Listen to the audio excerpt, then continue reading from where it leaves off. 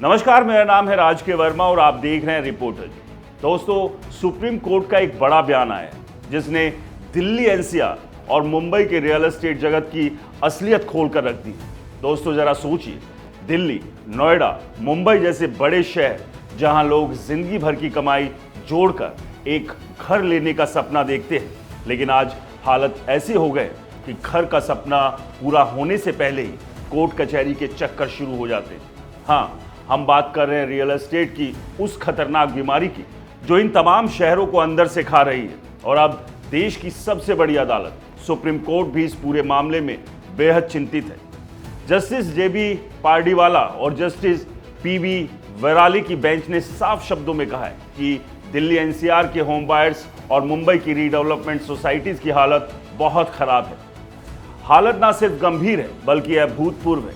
Court ने ये तक कह दिया कि दिल्ली एनसीआर में लाखों होम बायर्स ऐसे हैं जो अब भी अपने घर का इंतजार कर रहे हैं और मुंबई में रीडेवलपमेंट प्रोजेक्ट्स की अव्यवस्था ने लोगों का जीना मुश्किल कर दिया।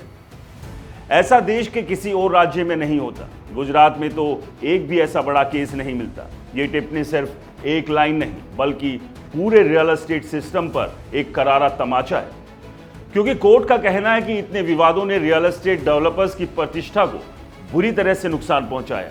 और सुनिए, ये सब कोई छोटी मोटी कंपनियों के कारण नहीं हुआ। यूनिटेक, आम्रपाली, जेपी, सुपरटेक जैसे नाम इसमें शामिल हैं जिन्हें लेकर सुप्रीम कोर्ट ने लगातार सुनवाई चल रही है। लाखों लोग हैं जिन्होंने एडवांस दिया, ईएमआई चलाई, बैंक को पैसा दिया, लेकिन घर आज तक नहीं मिला। कोर्ट ने यहां तक कहा है कि बिल्डर्स को खुद बैठकर सोचना चाहिए कि आखिर ये हालत कहां से और क्यों पैदा हुई। अब सवाल उठता है, आखिर दिल्ली एनसीआर और मुंबई ही रियल एस्टेट विवादों में सबसे ज्यादा क्यों फंसे हुए हैं? क्यों होम बायर्स अपनी जिंदगी की सबसे बड़ी खरीद को लेकर कोर्ट की दर-दर की ठोकर खा रहे हैं? और रियल एस्टेट डेवलपर्स की साख गिरने के पीछे सबसे बड़ा कारण क्या है?